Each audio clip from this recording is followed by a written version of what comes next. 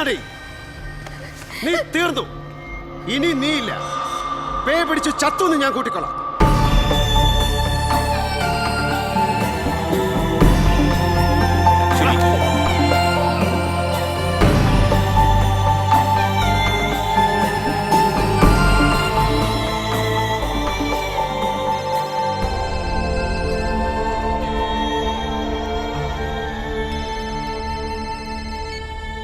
Hello Venu, ഒരുപാട് ഉയരത്തിൽ നിന്നാ നീ എന്നെ വലിച്ചു നിലത്തിട്ടത്.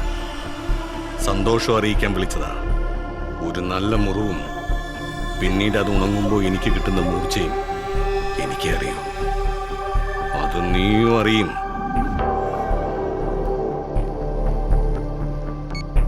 ഡെമോക്രാറ്റിക് പാർട്ടിയുടെ ഇപ്പോൾ ചേർന്ന കേന്ദ്ര കമ്മിറ്റി യോഗം ശ്രീ ഭരതൻ പിള്ളയെ സംസ്ഥാന പ്രസിഡന്റ് സ്ഥാനത്ത് നിന്ന് അടിയന്തരമായി നീക്കം ചെയ്യാൻ തീരുമാനിച്ചു. അതോടൊപ്പം ഭരതൻ പിള്ളയ്ക്കും രാജൻ കർത്തയ്ക്കുമെതിരെ വിജിലൻസ് അന്വേഷണം നടത്താൻ സംസ്ഥാന സർക്കാരിനോട് കേന്ദ്ര നേതൃത്വം ശുപാർശ ചെയ്തു.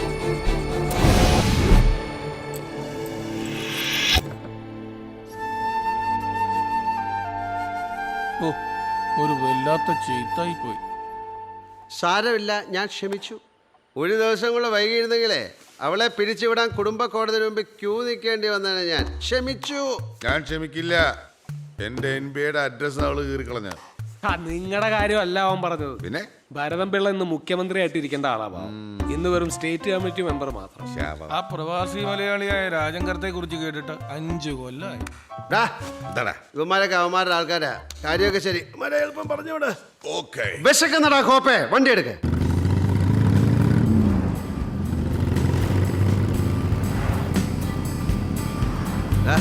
നീ നിന്റെ പിള്ളേരെ ശമ്പളം കൊടുത്തോ? ആ കൊടുത്തു. എങ്ങനെ ഒപ്പിച്ചു? ഷോർട്ട് വല്ലതും അടിച്ചോ? കടം ചോദിച്ചിട്ട് നീ തന്നില്ലല്ലോ. അതുകൊണ്ട് ഞാൻ നിന്നെ ചുമ്മാ ഒന്ന് വിറ്റു. എങ്ങനെ? ആ DYSP പെണ്ണിയുടെ ഇക്ലി ഫുട്ടേജ് കിട്ടി. ഏതോ റിസോർട്ടിലെ പയ്യനെടുത്താ. അത് കാണിച്ച് നീയാണെന്ന് പറഞ്ഞിട്ട് ഫോണിൽ വിളിച്ചിട്ട് വരട്ടങ്ങ് വരട്ടി 3 ലക്ഷം രൂപ കിട്ടി. വണ്ടി നിർത്തടാ. വണ്ടി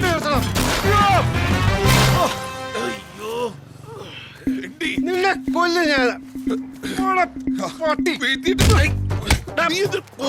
ആവശ്യത്തിന് ഉപയോഗിക്കാൻ പറ്റില്ല എന്ന് പറഞ്ഞ ഇങ്ങനെ ഉപയോഗിക്കുന്നതിന് വേറെ പേരാ. കാണണോ? നിനക്ക് ആംഗ്യം കാണിച്ചു.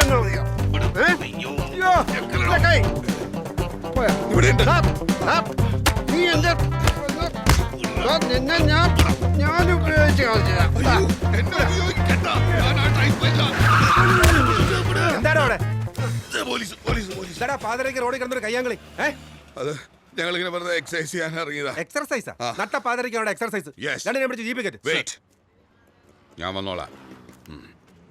കുറച്ച് നിന്റെ അടുത്ത് രണ്ടോട്ടം പറഞ്ഞോ. കൈവച്ച താൻ വിവരം അറിയും. നാളെ സകല ചാനലിലെ കവർ സ്റ്റോറി തന്നെ ഓഞ്ഞ മോന്തയായിരിക്കും. അത് ശരി. റോയിട്ടേഴ്സിലെ സ്റ്റിങ്ങർ വേണനോടാ തന്റെ ഈ പിപ്പിടി. നിങ്ങളൊക്കെ വലിയ ആളുകളായിരിക്കും എന്ന് വെച്ച് പബ്ലിക് റോഡിൽ കിടന്ന് ഇങ്ങനെ കാണുമ്പോൾ ഞങ്ങൾ എന്താ ചെയ്യേണ്ടത്? ഓഹോ, അപ്പൊ പിന്നെ ഞങ്ങൾ എന്താ ചെയ്യണ്ടേ? സാറേ, ഇത് എന്റെ സ്ഥിരം നാടക. പോലീസ് പിടിച്ച അല്ലെങ്കിൽ എവിടെയെങ്കിലും വാല് പറഞ്ഞ അപ്പ പറയും മറ്റേ ചാനലിന്റെ കൊണാണ്ടറാന്ന്. ഒരു കുഴപ്പമില്ല. കല്യാണത്തിൽ ഫോട്ടോ എടുത്താണ് അവന്റെ പണി.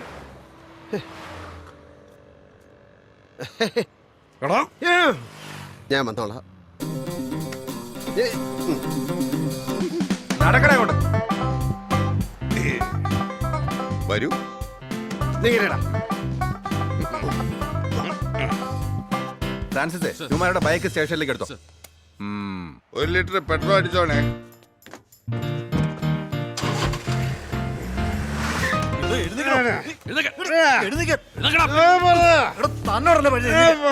എന്താടോ അവിടെ? സാർ, ഇയാളെ കൊണ്ട് വലിയ ശല്യമാ.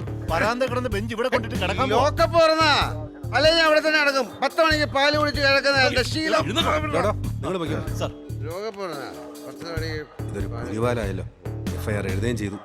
ഡോഡോ പോണമെങ്കിലേ ജാമ്യത്തിന് ആരെങ്കിലും വിളിച്ചു വരുന്നു.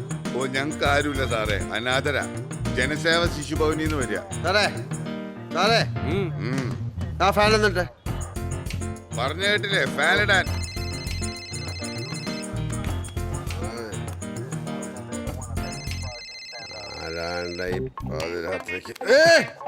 അത്യാവശ്യക്കാരെങ്കിലും ആണെങ്കിലേ നാളെ വിളിക്കാൻ പറഞ്ഞാൽ ഉറങ്ങാൻ പോവാണ്. ഹലോ, ആരാ? ഇത് റോയിറ്റേഴ്സിലെ സ്റ്റിങ്ങർ ക്യാമറമാൻ വേണുവിന്റെ നമ്പറല്ലേ?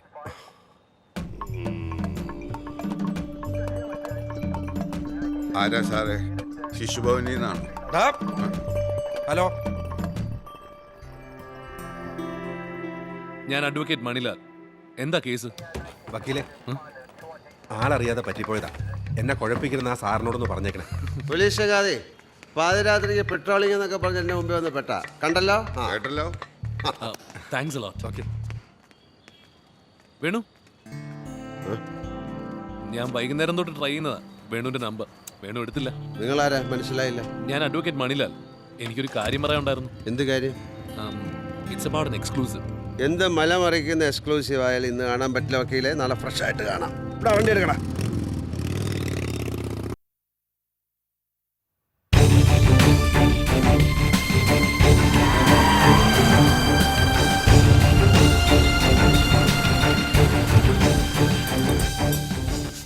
എന്താണ് നിങ്ങളുടെ എക്സ്ക്ലൂസീവ്?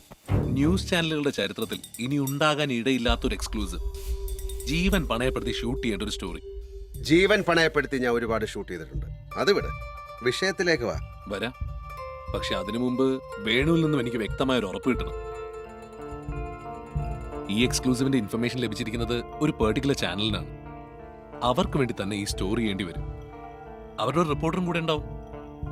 എന്തെങ്കിലും എതിർപ്പുണ്ടോ? കാരണം ഇൻഫർമേഷൻ ഡിസ്ക്ലോസ് ചെയ്തതിനു ശേഷം മാറ്റി പറയരുത്. ഡോ വക്കീലെ, കുറച്ചൊക്കെ എത്തിക്സ് ഉള്ള കൂട്ടത്തിലാ ഞാൻ. വാക്ക് പറഞ്ഞതാ. അപ്പൊ എഗ്രീഡ്? എഗ്രീഡ്. പക്ഷെ എന്ത് ചെയ്യണം, എങ്ങനെ ചെയ്യണം എന്നൊക്കെ തീരുമാനിക്കുന്നത് ഞാൻ. ഓക്കെ, സമ്മതിച്ചു.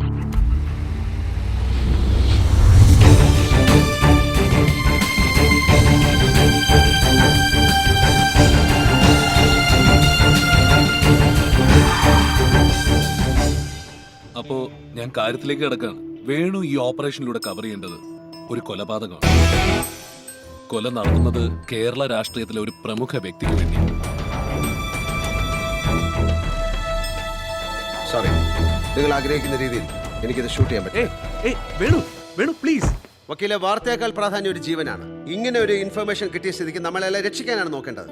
ന്യൂസ് വാല്യൂ ഇത്തിരി കുറഞ്ഞാലും അതും വാർത്തയാണ്. അല്ലാതെ ഒരാളുടെ ചോര റേറ്റിംഗ് കാണുക എന്ന് പറഞ്ഞാൽ. വേണു, ഞാനൊന്ന് പറയട്ടെ.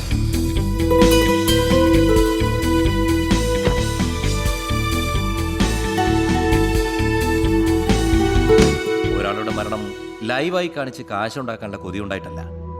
പക്ഷേ ആര് വിചാരിച്ചാലും ആളെ രക്ഷിക്കാനാവില്ല. ഇനിയിപ്പോ പോലീസിൽ അറിയിച്ചാൽ പോലും. കാരണം മുഖ്യമന്ത്രി ആയില്ലെങ്കിൽ പോലും ഭരിക്കുന്നത് ഇപ്പോഴും ഭരതപിള്ള തന്നെയാണ്. അതെ, ഈ മർഡർ നടക്കുന്നത് ഭരതപിള്ളയ്ക്ക് വേണ്ടിയാണ്. വേണു, കൊലപാതകം നമുക്ക് തടയാനാവില്ല. അറ്റ്ലീസ്റ്റ് കൊലയാളികളെ രക്ഷപ്പെടാതിരിക്കാനെങ്കിലും ശ്രമിച്ചു.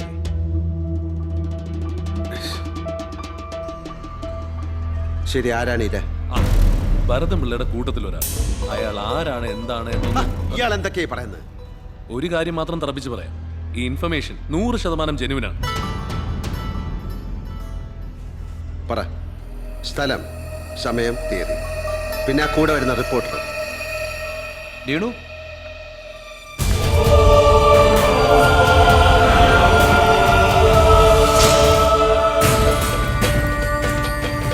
ഇവളോ?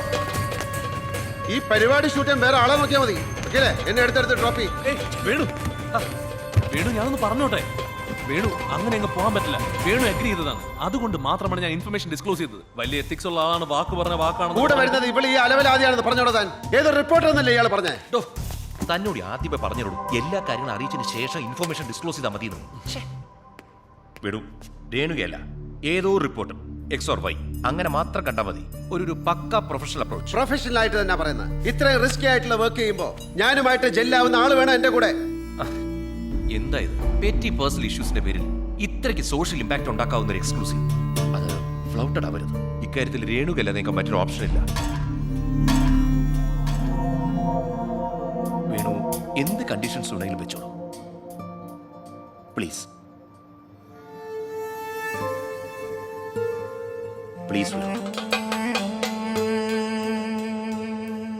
ഓക്കെ, എന്റെ കണ്ടീഷൻസ്: 1, ഈ സ്റ്റോറിയുമായി ബന്ധപ്പെട്ട മൊത്തം കാര്യങ്ങൾ തീരുമാനിക്കുന്നത് ഞാനായിരിക്കും. പിന്നെ എക്സ് ഓർ വൈ റിപ്പോർട്ടർ ഒരു സജഷൻ പോലും പറയാൻ പാടില്ല. ഷുവർ. 2, നിങ്ങളുടെ ഒരു DSNG വാൻ എനിക്ക് വിട്ടു തരണം വിത്തൗട്ട് എനി ക്രൂ. ഓക്കെ. ഞാൻ അപ്പ് ചെയ്യുന്ന വിഷ്വൽസ് അതുപോലെ എയർ ചെയ്തോണം. PCRൽ നിന്ന് ഒരു ഇന്റർഫിയറൻസും ഉണ്ടാകാൻ പാടില്ല. സമ്മതിച്ചു. ഇതിൽ എൻ്റെ റെമ്യൂണറേഷൻ 10 lakhs rupees. ഇതിൽ വേണു പറഞ്ഞതിൽ കൂടുതൽ ഇല്ല, അത് നിൽക്കട്ടെ. കണ്ടീഷൻസ് ഇനിയുണ്ട്. വിഷ്വൽസിനൊപ്പം ഒരു സ്ക്രോളിംഗ് സ്ട്രിപ്പ് പോകണം. Visuals exclusively covered by cameraman Venu. പിന്നെ റിപ്പോർട്ടറുടെ വക no intro, no signing out. സമ്മതം.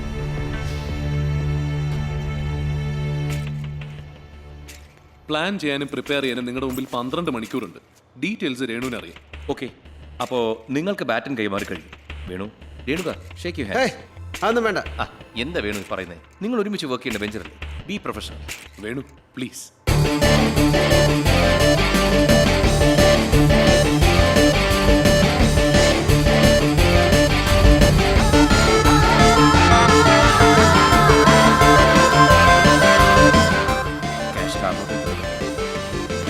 സൈനിങ് ഓഫ് ഇല്ല, ഇന്റർവ്യൂ ഇല്ല, പിന്നെ എന്ത് മരത്തനാടി നിന്നെ അങ്ങോട്ട് കെട്ടിയെടുക്കുന്നത്? ഷൂട്ടും കഴിഞ്ഞ് ടേപ്പും കൊണ്ട് കടന്നു കളഞ്ഞാലോ? പഴയതിന് പ്രതികാരം. അങ്ങനെ ചെയ്യാൻ ചീങ്കണ്ണിക്ക് പറഞ്ഞ ഒരൊറ്റ ജീവിയെ ഈ ഭൂമിയിലുള്ളൂ, അത് നീയാ. വേണു, ഒരു കാര്യം വിട്ടുപോയി. ഈ സംഭവം നടക്കുന്ന ലൊക്കേഷനിൽ DSNGക്ക് സിഗ്നൽ ഉണ്ടാവും. സിഗ്നൽ ഉണ്ടെങ്കിൽ തന്നെ കൊല നടക്കുന്ന സ്ഥലത്തേക്ക് വാനും കൊണ്ട് ചെല്ലാൻ പറ്റില്ലല്ലോ. അത് ശരിയാണ്. ഓക്കെ, അപ്പോൾ എങ്ങനെയാന്ന് വെച്ചാൽ നിങ്ങൾ പ്ലാൻ ചെയ്തോളൂ. നിങ്ങളല്ല,